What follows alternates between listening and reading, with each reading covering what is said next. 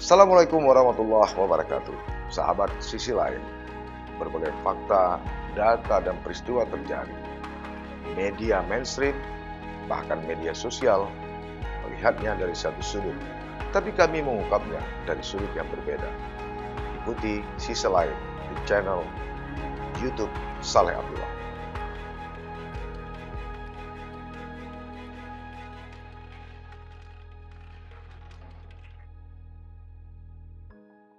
Assalamualaikum warahmatullahi wabarakatuh. Sahabat sisi lain, denyut nadi perpolitikan di Aceh terus dinamis dan berkembang.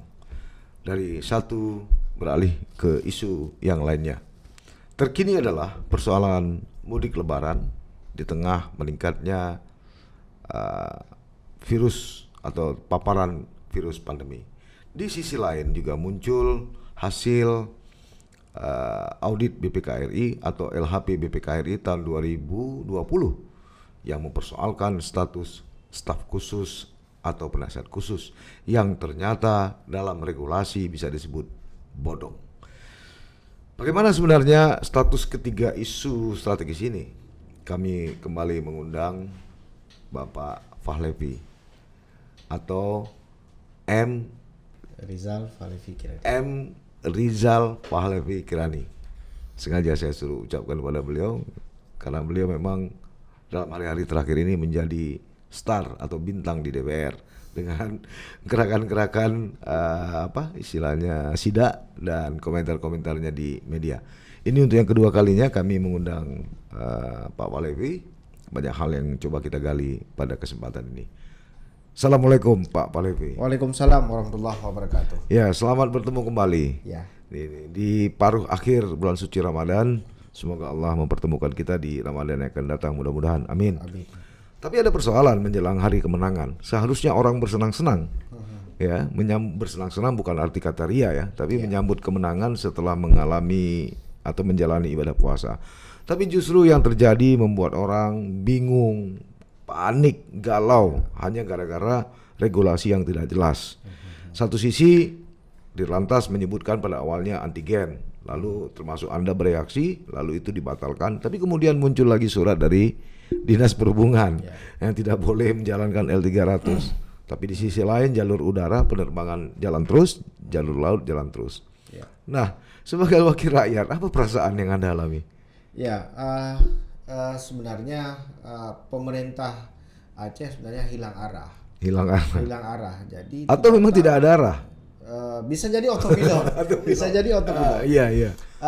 Yang menjadi menarik saya melihat bahwa disinilah kelihatan bahwa tidak ada koordinasi. Tidak koordinasi antara pemangku kepentingan dan kebijakan. Artinya Forkopimda juga tidak ada koordinasi. Artinya ada Dirlantas bilang antigen, kemudian pemerintah Aceh tidak tahu apa-apa, kemudian Satgas Covid juga nggak tahu, nggak ada nggak reaksi mengerti apapun.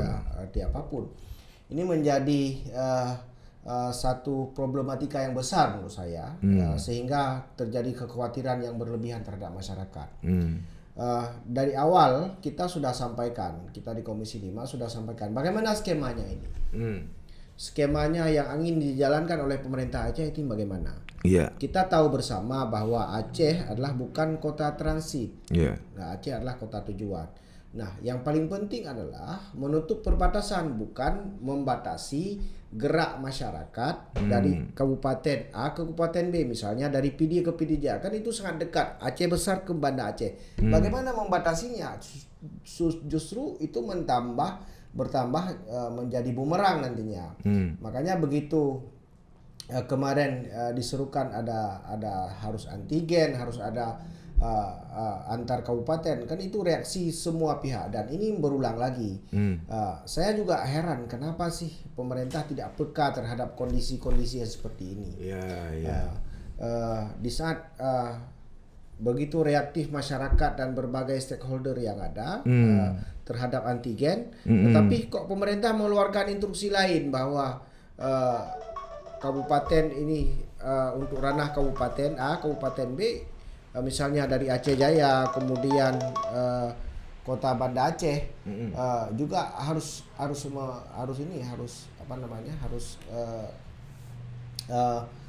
tidak boleh mudik. Yeah. Kayak ini jadi rancu sebenarnya. Apa landasannya nggak boleh mudik gitu loh? Yeah. Kalau misalnya mau tuntas, mau kita diskusi, urgensinya nggak boleh mudik antar kabupaten itu apa? Yeah. Kalau misalnya terjadi transmisi lokal, siapa bilang bahwa tidak ada terjadi transmisi lokal selama beberapa hari ini? Dan ini kan lebaran yang kedua. Iya. Kita menghadapi pandemi. Pada tahun lalu justru tidak boleh sholat segala macam. Tapi tidak ada pembatasan seperti ini ya. Iya, makanya jadi rancu sebenarnya.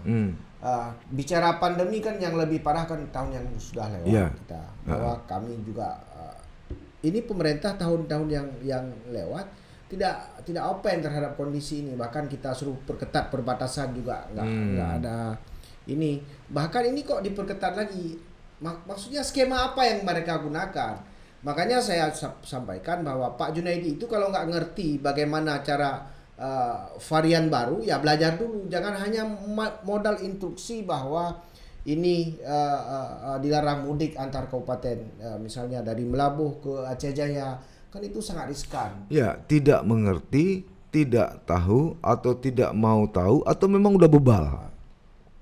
Bisa jadi bebal. Bebal. Ya? Karena sudah pernah terjadi. Iya. Atau pura-pura bodoh. Atau luki dia. Iya.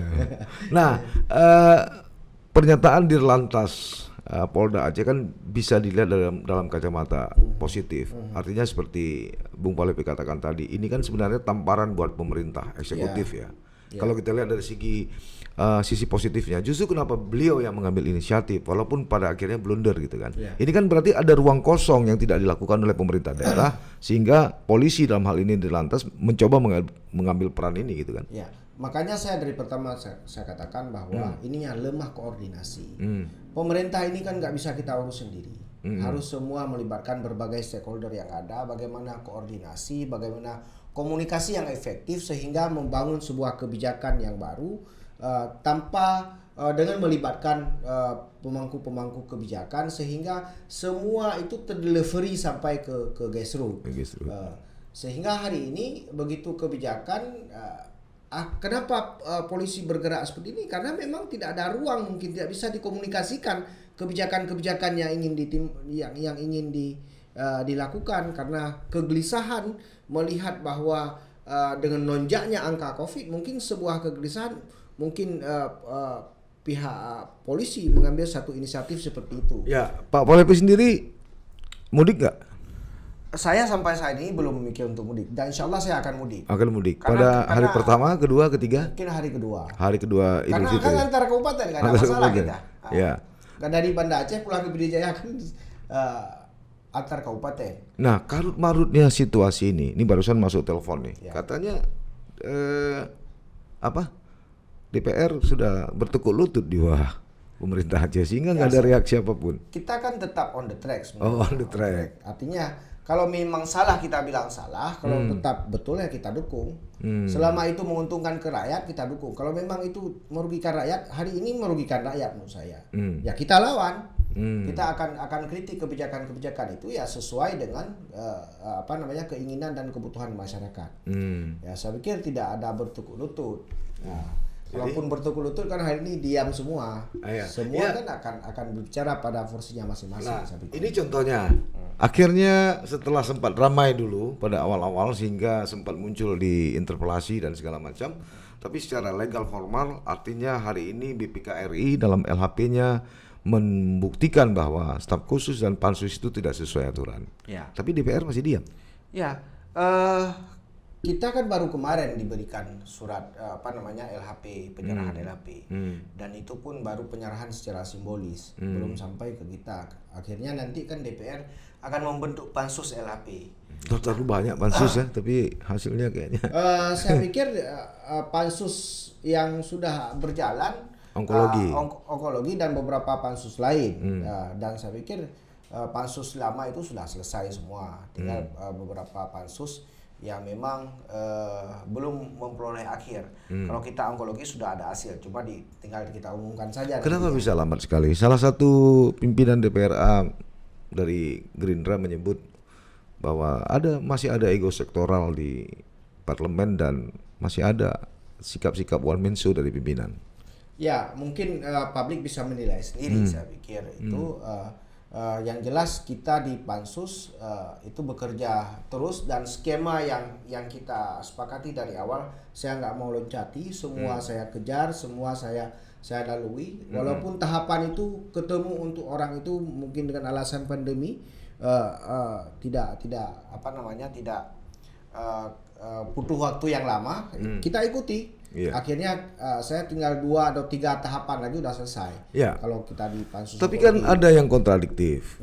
Menurut Safarudin, wakil ketua DPRA, sampai hari ini DPRA atau parlemen belum menerima laporan pertanggungjawaban penggunaan COVID-19 tahun 2020. Sementara di anggaran 2021 juga sudah berjalan. Menurut Safarudin, berulang-ulang kali parlemen atau DPRA meminta kepada eksekutif agar diberikan. Nah, bagaimana bisa pemerintahan berjalan tanpa kontrol seperti ini? Makanya disinilah butuh kerjasama yang efektif dan efisien menurut saya semua stakeholder yang ada.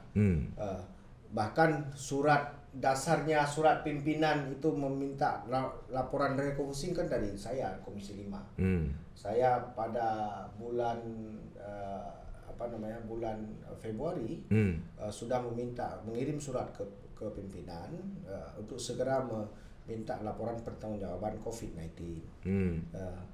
Kemudian pimpinan diteruskan kepada Sekda. Kemudian ada tembusan kepada pemerintah Aceh. Kemudian ada tembusan ke Dirjen juga. Nah, juga saya heran kenapa nggak sampai sekarang belum surat itu. Nah, ini artinya bahwa kan ada hal yang memang ditakutkan untuk diberikan. Ditakutkan atau ditahan? Dua hal yang berbeda. Dua hal yang berbeda menurut saya. Atau jangan-jangan proses administrasi itu ada yang ditahan, disembunyikan, saya juga minta kepada staf untuk mencek, memang belum diberikan. Iya, tapi seperti surat Mendagri, Dirjen Oda misalnya soal pilkada, itu kan DPR juga terima tembusannya ada kan? Iya. Tapi ini belum dapat. Kita udah berapa kali minta itu, menyampaikan bahwa harus sudah waktunya lah untuk menyampaikan apa sih yang ditakutkan, apa sih yang memang dikhawatirkan. Kalau memang berjalan sesuai dengan prosedur, ada seperti mereka sampaikan kepada publik dulu, kita mengeluarkan uang rakyat 1% pun itu ada pertanggungjawaban. Ayo buktikan. Jadi nggak usah ditakutin, nggak usah terlalu suzon lah bahwa begitu dapat diterima oleh DPR dapat semua kepada orang lain, enggak juga. Data yang kami miliki sejak Selasa lalu misalnya dari target 435.651 ASN khususnya tenaga pelayanan publik yang akan divaksin baru terrealisasi 7,7% per 22 April 2021. Ya kan? Artinya ini kan kecil sekali. Sementara virus ini sudah semakin tinggi terpapar. Yang jadi masalah, vaksin ini kan pengadaan. Vaksin ini kan punya batas waktu dia, seperti makanan. Kalau tidak digunakan, maka dia akan kadaluarsa. Begitu kadaluarsa harus dibuang. Berarti sama dengan membuang uang. Di mananya yang salah gitu? Barang yang sudah ada digunakan saja nggak capai target. Vaksin itu kan kita nggak pernah kita dibeli dengan APBA. Vaksin itu kan distribusi dari pusat semua. Ada yang dibeli APBA, ada yang dari pusat. Mana yang dibeli APBA? Tidak ada. Setahu saya tidak ada, semua bantuan dari pusat. Oh, bantuan pusat. Yang terkonfirmasi ke kami 14.000 lebih itu bantuan dari pusat. Dari pusat. Kalau begitu dibeli dengan uang refocusing mana? Kalau begitu 2,7 triliun di tahun 2020 kemana aja? Itu dia. Makanya nggak berani kasih laporan. Kok itu dia? Kami memang serius. Kami memang serius. Dana refocusing ini mungkin di pansus LHP BPK juga akan mencari itu, karena kan uang APBA juga digunakan untuk refocusing, termasuk 118 miliar itu uang tanggap darurat yang direfocusingkan. Mungkin nanti kita akan minta klarifikasi, pansus LHP BPK akan minta klarifikasi BPK terhadap uang refocusing. Seloyor saya mendengar bahwa BPK sudah menyerahkan hasil audit refocusingnya kepada pemerintah Aceh. Oh gitu. Tapi kan DPR bisa minta kan? Tapi DPR sudah meminta itu. Tapi Ke BPK. Ke BPK sudah minta. Oh bukan, sorry, ke pemerintah Aceh. Ke pemerintah Aceh sudah minta, tapi belum diberikan. Belum diberikan. Saya sangat butuh itu. Kalau ada sama Bung Saleh. Nggak, tapi kan ya nggak mungkin lah kan. DPR kan bisa minta langsung ke BPK. Ya sudah dilakukan, tapi belum diberikan. Oh belum diberikan, berarti sama aja kan? BPK nggak beri, pemerintah nggak beri. Jangan-jangan udah main mata kan? Ya. Kita lihat nanti buktinya saja. Kita lihat. Kembali ke soal mudik. Ini kan masalah ritual ya. Sebuah proses ritual umat ya, yang memang setahun sekali. Ada hal-hal yang agak aneh dan janggal seperti Bung Falevi bilang tadi, bagaimana orang di Silimum Aceh Besar lalu mau pulang ke Laweng yang Kabupaten Pidi nggak bisa karena dijaga di Sare misalnya kan. Logika seperti apa yang harus dilakukan? Saya pikir nggak ada logika seperti tadi kita bilang bahwa instruksi dan surat amaran itu bebal namanya. Dulu di saat kita pandemi yang lebih parah menurut saya tahun lalu kita nggak ada instruksi larang mudik. Malah perbatasan aja kita acuh tak acuh seriusnya. Toh kenapa hari ini begitu serius? Kalau misalnya Pak Junaidi selaku Dinas Perhubungan mengeluarkan instruksi ataupun surat dilarang mudik antar kabupaten, urgensinya itu apa sih? Apa urgensinya sehingga beliau bisa melahirkan bahwa apa alasannya? Alasannya tidak boleh mudik antar kabupaten di Aceh itu apa? Kita nggak pernah tahu. Kalau misalnya peningkatan angka COVID, kalau itu menjadi sebuah landasan, ya seluruh dunia nggak boleh mudik. Di provinsi-provinsi lain antar kabupaten juga. Jogja boleh, Jawa Tengah gitu ya. Yang angka COVID-nya jauh lebih tinggi. Kemudian Jakarta, antara Tanah Abang, kemudian ke Priuk juga boleh. Tapi kemarin 8 km panjang orang. Ya itu bisa terjadi klaster baru. Ya. Ini makin ditahan, tidak ada amaran. Misalnya ditahan di Selawah, berapa banyak orang antri. Bisa jadi terjadi klaster baru, makin berduyun-duyun. Makanya saya sampaikan kepada Dinas Perhubungan, kalau misalnya mau mengeluarkan sebuah instruksi yang sifatnya seperti itu, ya dikaji dulu urgensinya apa dan alasannya apa. Nah, kajian ini kan bisa jadi dari para staf di dalam ya. Tentu kan ada juga staf ahli dan penasihat khusus Pensus. Ya, penasihat itu juga harus tahu. Jangan hanya makan gaji bocah yang itu menjadi temuan dari BPK juga kan. Nah, di balik temuan BPK ini apa pendapat Pak Falevi? Apa perlu dipertahankan atau ikuti? Iya, ternyata secara hukum tidak bisa kan? Tidak bisa. Makanya kami sebenarnya dari pertama sudah sampaikan bahwa misalnya di beberapa dinas mitra kerja kami di Komisi 5 itu kami suruh coret Pensus itu. Karena itu tidak ada landasan. Kalau memang serius dinas itu mau ada staf ahli, outsourcing. Nggak boleh main rekom-rekom segala. Ya, kemudian sesuai dengan keahlian gitu ya. Ya jangan samakan bahwa tahun misalnya periode 2006 2011 ini kan masih banyak donor yang akan membiayai untuk bekerja di pemerintah. Misalnya kita dulu lah, kita dulu di komunikasi. Artinya ini kan kita nggak makan APBA waktu itu. Kita digaji oleh UNDP atau World Bank untuk membantu pemerintah. Jadi jangan salah pemahaman bahwa kenapa dulu bisa. Jadi beda nomenklatur saya pikir. Kemudian tidak sesuai dengan tupoksi ya. Iya. Terkesan sekali hanya untuk balas budi gitu ya. Jadi ini gimana saran Pak Falevi? Apa yang uang yang sudah mereka terima honor tadi kembalikan. Dan ada satu warga Aceh yang katanya mau menggugat, melapor ke polisi. Ya silakan. Saya pikir silakan. Kalau misalnya kita selalu mengedepankan bahwa ini adalah masalah hukum, harus kita kedepankan, ya ayo kita buktikan. Iya. Kalau misalnya mereka sudah memakan tidak ada landasan hukumnya, ya harus dikembalikan. Iya. Berarti mudik dilarang atau dibatasi. Terpapar COVID semakin tinggi. Staf khusus membuat daerah menjadi rugi. Pak Falevi setuju pemerintah Aceh bebal? Saya sepakat itu. Sepakat itu. Karena dari pertama kita sudah sampaikan bahwa bagaimana skemanya. Ayo kita diskusi, kita cari solusi sama-sama. Tetapi ya pura-pura tuli dan pura-pura dungu saya pikir.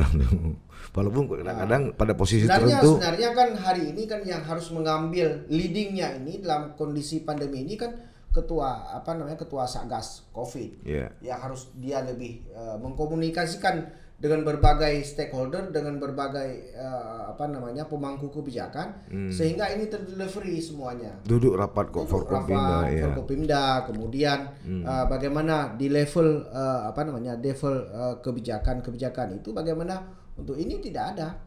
Tidak pernah kita dengar bahwa Bang Saleh memberitakan bahwa hari ini rapat Forkopimda melahirkan ini. Kalau dulu seingat saya ya sering ada beberapa misalnya waktu menjelang seperti Lebaran ataupun puasa, waktu pemerintahan Abu Dotto dan Mualim ada duduk dengan Forkopimda melahirkan beberapa kebijakan, dilarang dalam bulan puasa, dilarang di saat mudik, bagaimana kehati-hatiannya. Ini tidak ada. Dilepas begitu aja ya? Iya, autopilot. Ya, seperti kata publik hari inilah. Ya. Bagaimana kita melihat tidak ada yang jelas apa yang dikerjakan oleh pemerintah. Semua nanti kita lihat di LHP BPK. Semua bisa kita ukur. Misalnya kasus pandemi ini COVID ini. Apa distribusi pemerintah terhadap terhadap masyarakat. Nanti kalau memang dalam LHP nanti ada yang disalurkan adalah bantuan by name by address terhadap penerima bantuan, apakah yang sibuk dengan karung dulu ataupun dengan bantuan untuk ormas. Ya, yuk kita lihat nanti. Kita uji nanti. Dan kami sudah pastikan bahwa kami akan cek nanti semuanya itu. Indikatornya apa gitu ya? Indikatornya apa? Baik. Karena itu termasuk bicara kan ini akan pansus dapil nantinya.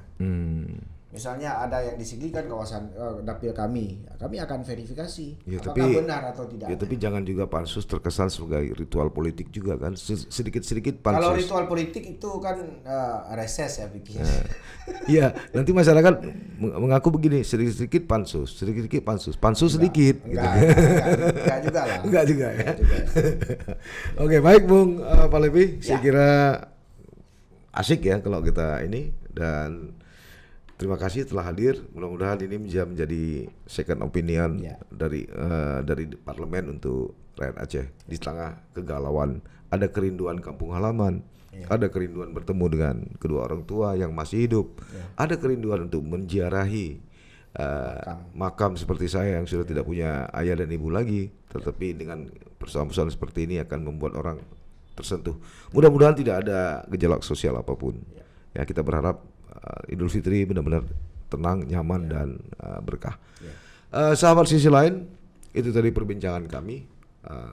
Saya kira Anda bisa mengambil kesimpulan sendiri, walaupun tadi Pak Palevi sudah menyebut bebal.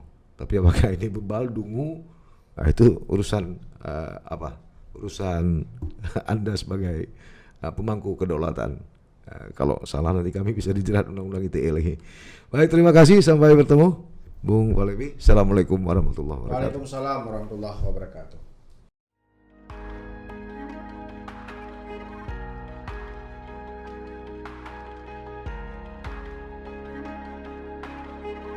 Jangan lupa like, komen, dan subscribe, serta aktifkan lonceng notifikasi.